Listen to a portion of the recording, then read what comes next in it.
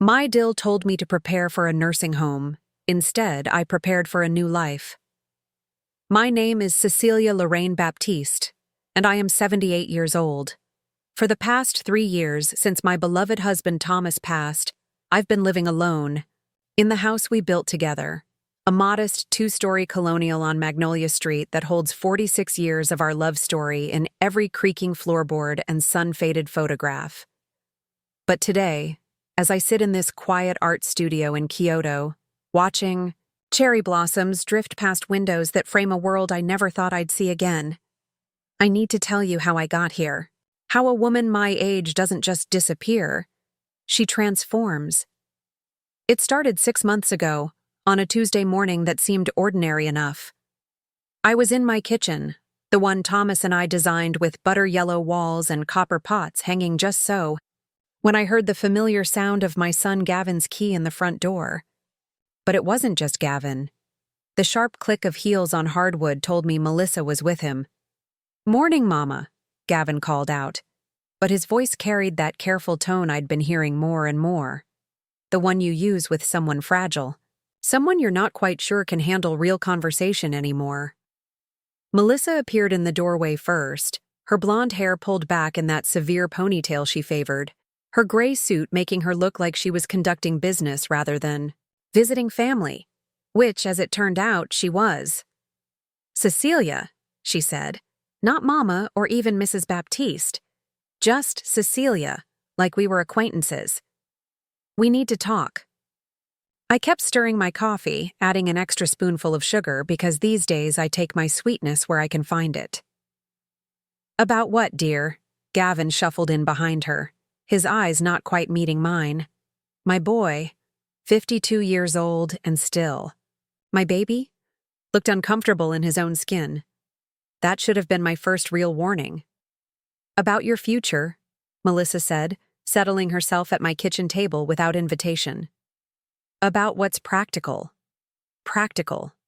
I've learned to hate that word. It's what people say when they want to strip the life out of living, when they want to make decisions about your existence without consulting your heart.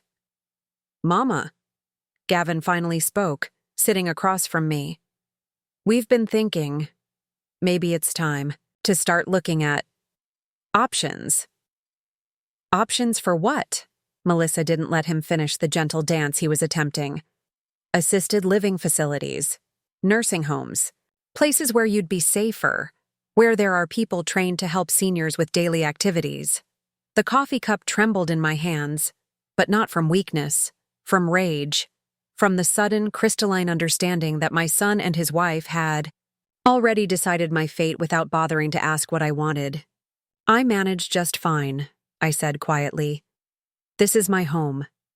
Cecilia, you're nearly 80. You live alone in this big house. What if you fall? What if there's an emergency? What if your memory starts to go?" My memory. As if forgetting where I put.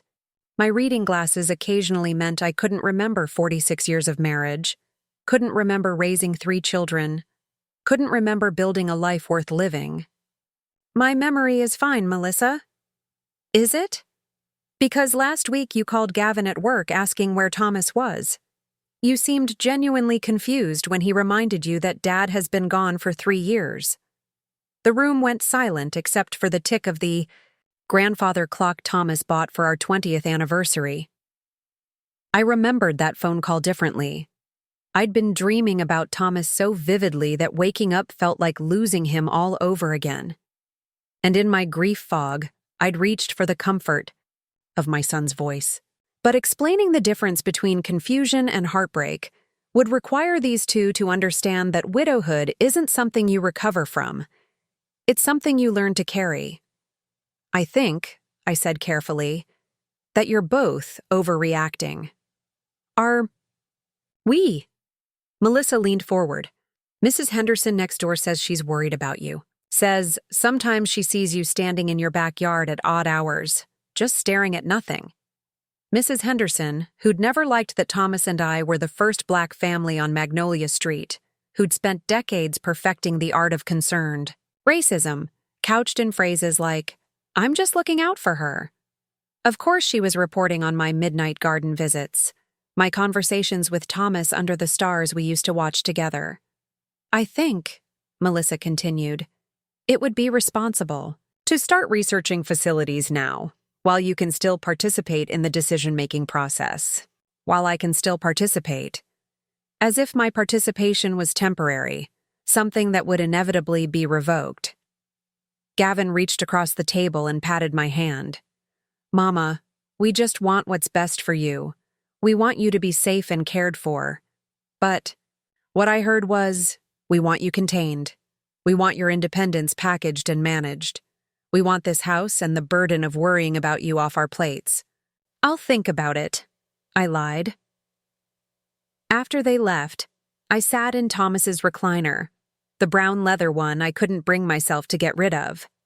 And I thought about options, but not the ones Melissa had in mind. Over the next few weeks, their visits increased. Melissa would rearrange my spice cabinet for efficiency, suggesting I was too confused to find the oregano in its usual spot. Gavin would hover whenever I used the stove, as if I hadn't been cooking for 60 years. They'd exchange glances when I mentioned Thomas, those looks that said there she goes again, living in the past. But I wasn't living in the past. I was living with the past, the way you live with good music, letting it play in the background of your current life, letting it inform the rhythm of your days. The breaking point came on a Thursday evening. I was in my garden, tending to the roses Thomas had planted for our anniversary, when I heard voices through the kitchen window. Gavin and Melissa were inside, talking like I wasn't just 20 feet away. The house is worth at least 400,000 now, Melissa was saying. Maybe more, with the way this neighborhood's been gentrifying. Melissa, she's not dead yet. I'm not saying she is. I'm saying we need to be practical about what happens next. The equity in this place could cover her care for years. And honestly, Gavin, she can't maintain property like this anymore. Did you see the gutters? The way the paint's peeling on the north side? She's always been house-proud. This would kill her. What's going to kill her is falling down those stairs or leaving a burner on. We're not the bad guys here. We're being responsible. There was that word again. Responsible. The death knell of dreams. I stayed in the garden until they left, my hands deep in soil that knew my touch, surrounded by plants that bloomed because Thomas and I had loved them into existence. That night I barely slept. Instead, I walked through my house like I was seeing it for the first time, or the last time. This house holds everything I am. The kitchen where I taught my children to cook, where Thomas and I danced to Al Green on Sunday mornings. The living room where we hosted Christmas dinners and birthday parties and graduation celebrations. The bedroom where I held him as he died, where I whispered promises to live fully enough for both of us. But somewhere in those quiet pre-dawn hours, as I stood in what used to be my art studio, now a catch-all room filled with boxes of memories, I remembered something I thought I'd buried with Thomas. I remembered Yuki. Yuki Takahashi had been part of my life for exactly 18 months, from 1967 to 1969, when I was 22 and working as a translator for the State Department. He was a visiting scholar from Kyoto, brilliant and gentle, with eyes that saw art in everything and hands that could capture beauty on paper with a few perfect strokes. We fell in love the way young people do, completely, recklessly, with no thought for the future. But the future found us anyway. His visa expired. My family expected me to marry someone more suitable. The civil rights movement was reshaping America, and a black woman loving a Japanese man felt like one complication too many in a world already struggling with change. He asked me to come with him to Japan. Standing in the airport, watching him walk toward the gate that would take him back to Kyoto, I almost followed. My feet moved toward him, my heart screaming that love was reason enough to leap into the unknown. But I was 22 and scared and practical. I let him go. 3 months later, I met Thomas at a church social. Thomas was safe, familiar, approved of by everyone who mattered. Thomas was the responsible choice, and he became the love of my life in the way that slow-burning, steady fires do, warming me for decades, never burning me alive. But sometimes, in the space between sleep and waking, I would dream of Kyoto, of paper screens and temple bells, and a man who saw the world like a painting. Now, at 78, facing the prospect of my life being managed and contained by people who loved me but didn't understand me, those dreams felt less like nostalgia and more like possibility. I went to my bedroom and pulled out the wooden box I kept hidden in the back of my closet. Inside, wrapped in silk that had grown soft with age, were 17 letters Yuki had sent me after he returned to Japan. I'd stopped reading them after I married Thomas. It felt like betrayal to hold on to words from another man's heart. But now I opened the last one, dated December 1975, 6 years after he'd left. Cecilia? It began. I don't know if you'll ever read this, if you still live at the address I have, if you still remember the way cherry blossoms looked reflected in your eyes that spring morning when we walked through the botanical gardens. I've returned to Kyoto and opened a small art studio near Kinkaku-ji Temple. Every day I teach children to see beauty in simple things, and every day I think of the woman who taught me that love itself is art. I don't write expecting an answer anymore. I write because some feelings are too important to die just because time passes. If you ever find yourself in need of a place where someone still sees you as the magnificent woman you are, you will always have a home here. It was signed with a small ink drawing of a cherry blossom. I sat on my bed, holding a letter. That was nearly 50 years old, and I felt something I hadn't experienced in years. Possibility. Not the kind Melissa was offering me, the possibility of safety and management and slow decline, but the possibility of choice, of agency, of writing my own ending. The next morning, I called Andre Watson, the lawyer who'd handled Thomas's estate. Andre was 70 himself, a man who understood that age doesn't necessarily mean incompetence. Cecilia, what can I do for you? I want to sell my house, Andre. Quietly, quickly, and I want to make sure no one can contest my decisions. There was a pause. Are you feeling pressured? Has someone been— No one's pressuring me, I said. This is my choice, my decision, but I want it handled privately until everything's final. Andre understood. Within 3 weeks, he'd found a buyer, a young couple who fell in love with the house the way Thomas and I once had, who promised to care for the garden, who saw possibility in the rooms where I'd lived my life. While the sale was being processed, I became a student of my own. Liberation. I researched international travel for seniors, learned about extended stay visas, discovered that my teacher's pension and Thomas's life insurance had left me more financially secure than I'd realized. I also became an actress. When Gavin and Melissa visited, I played the part of a woman slowly accepting her fate. I let Melissa reorganize my closets. I collected brochures from assisted living facilities. I nodded thoughtfully when she talked about making the transition easier. I think you're right, I told them one evening, the words tasting like ash in my mouth. Maybe it's time to think about next steps. Melissa's face lit up with relief. Oh, Cecilia, I'm so glad you're being reasonable about this. I know it's hard, but you'll see. It's going to be so much better. You'll have activities, people to talk to, medical care right there if you need it. Which facilities did you want to visit first? Gavin asked. Actually, I said, I was thinking maybe I should handle some of this myself. Get my affairs in order, you know. Sort through things, decide what to keep, what to give away. Maybe you could give me a month or two to prepare? They exchanged one of their looks, but this time it was approving. Finally, their crazy old mother was seeing sense. That's very mature, Mama, Gavin said. We're proud of you for making this decision.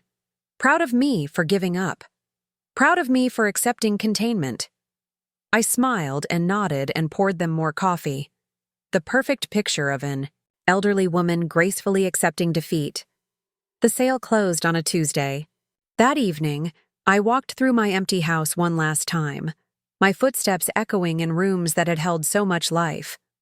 I'd donated most of the furniture to charity, kept only what would fit in storage and what I could carry with me. In the kitchen, I left a single photograph on the counter, Thomas and me on our wedding day, young and hopeful and completely unaware of how much love and loss and joy waited for us. Next to it, I left a letter. My dear Gavin and Melissa, by the time you read this, I'll be gone. Not dead, gone. There's a difference, though I'm not sure you'll understand it. You thought you were saving me, and maybe in your minds you were being loving and responsible. But what you were saving me from was life itself. The messy, risky, beautiful possibility of writing my own story until the very end. The house is sold. The money from the sale, along with my savings, will be donated to programs that help seniors live independently for as long as possible. I've kept enough to support myself, and I've arranged for my own care in ways that honor who I am, not just how old I am. Gavin, you are my son, and I love you with every breath in my body. But somewhere along the way, you stopped seeing me as a person with dreams and desires and plans of my own. You started seeing me as a problem to be solved, a responsibility to be managed. I need you to know that I was never your burden to carry. I'm not running away from my life. I'm running toward it. There are still chapters in my story that haven't been written, still possibilities I haven't explored. At 78, I refuse to believe that safety is more important than wonder. Don't look for me. I'm exactly where I need to be, doing exactly what I need to do. And for the first time in 3 years, I'm not just surviving, I'm living. All my love, Mama P.S. Water the roses. They bloom better when someone believes in them. I left the letter on the kitchen counter and walked out of my house for the last time, carrying nothing but a suitcase and a heart full of something I'd almost forgotten. Hope. The flight to Tokyo was the longest 13 hours of my life, but not because of discomfort, because of anticipation, because every mile carried me closer to a choice I'd made not out of fear or obligation, but out of pure, ridiculous, 78-year-old faith that it's never too late to surprise yourself. From Tokyo, I took the bullet, train to Kyoto. As the landscape rushed past my window, rice fields and mountains and cities that looked like watercolor paintings, I felt like I was traveling not just through space, but through time, back to the woman I'd been before I learned to be so careful, so practical, so responsible. I found Yuki's studio 3 days later, after wandering through neighborhoods that felt both foreign and familiar, following directions given to me by helpful strangers who spoke enough English to point me toward Kinkaku-ji Temple. The studio was small and perfect, tucked between a tea shop and a bookstore, with large windows that let in the kind of light artists dream about. Through those windows, I could see children sitting at low tables, paintbrushes in hand, their faces serious with concentration. And there, moving among them with the patient grace of someone who's found his calling, was Yuki. He was older, of course. His hair was white now, his face lined with years of smiling, but his hands moved with the same gentle certainty I remembered. And when he looked up and saw me standing outside his window, his eyes widened with the same wonder they'd held 54 years ago.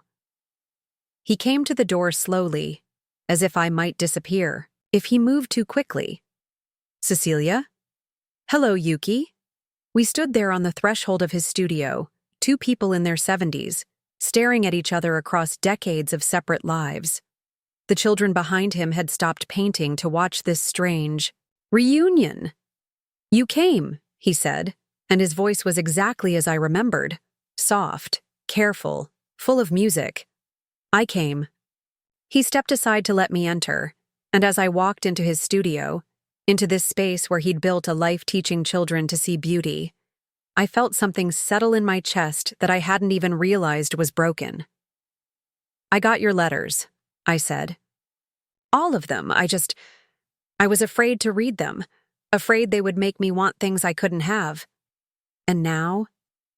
I looked around the studio, at children's paintings covering every surface, flowers and birds, and abstract splashes of color that somehow captured pure joy. At Yuki's own work displayed on the walls, delicate watercolors of Kyoto in different seasons, each one a love letter to beauty itself. Now I'm 78 years old, and I've discovered that wanting things you can't have is what keeps you alive. He laughed, a sound like water over stones. "Would you like some tea?" I was just closing for the day, as he helped the children clean their brushes and pack away their supplies. I watched him work and marveled at the life he'd built. This quiet, purposeful existence surrounded by art and young voices, and the kind of beauty that doesn't demand anything from you except attention. After the children left, chattering in Japanese as they scattered into the golden late afternoon, Light Yuki made tea in a small kitchen behind the studio. We sat at a table by the window, sipping green tea that tasted like everything I'd been missing without knowing it. "Tell me about your life," he said. "Tell me about the woman you became." So I did. I told him about Thomas, about the love that had grown slowly and steadily into something I could build a life around. I told him about my children, about the years of teaching, about the garden I'd loved and the house I'd left behind.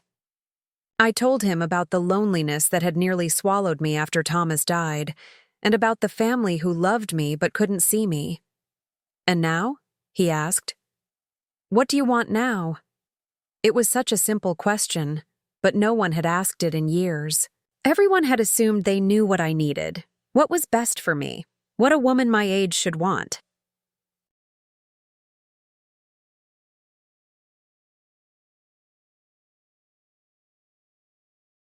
I want to wake up every morning with choices ahead of me. I want to learn something new, see something beautiful, feel something I've never felt before. I want to remember what it's like to be surprised by my own life. Yuki nodded. "There's a small apartment above the tea shop next door. The owner has been looking for a tenant, someone quiet, reliable. The rent is modest, and it has a view of the temple gardens. Are you offering me a place to live? I'm offering you a place to begin again." That was 2 weeks ago. The apartment is tiny and perfect, with tatami mats and paper screens and windows that frame the changing light like living paintings. Every morning, I wake to the sound of temple, bells, and the sight of cherry trees that will bloom again in spring. I've enrolled in a Japanese language class for seniors.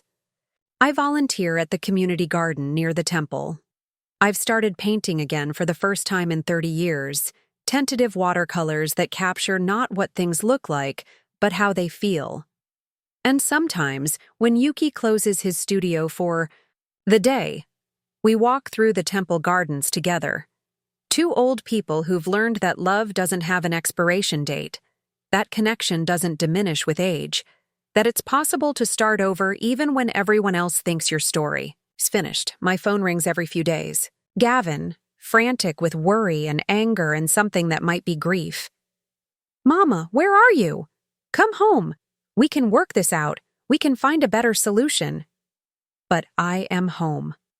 For the first time in 3 years, I'm exactly where I belong. I don't know how long this will last. I don't know what comes next. I might get sick, might need care, might face all the challenges that come with being 78 in a world designed for younger people. But whatever comes, it will be my choice, my adventure, my ending to write. This morning, as I sit in Yuki's studio while he teaches a group of 6-year-olds to paint cherry blossoms, I'm working on a letter to my son. Not a letter of explanation or justification, but an invitation. Dear Gavin, I'm writing. I want you to know that your mother didn't disappear. She transformed. There's a difference, and maybe someday you'll understand it. You are welcome to visit this new version of me anytime you're ready to meet her. Because here's what I've learned. Growing old doesn't mean growing small. It doesn't mean accepting less than what feeds your soul. It doesn't mean letting other people's fears dictate your choices. Sometimes it means getting on a plane at 78 and flying halfway around the world to rediscover the woman you were before you learned to be so careful. Sometimes it means choosing wonder over safety, possibility over certainty, love over fear. Sometimes it means learning that the most radical thing you can do at any age is refuse to let anyone else write the ending to your story. My name is Cecilia Lorraine Baptiste. I am 78 years old, and I am just beginning. The cherry blossoms outside the window are almost ready to bloom,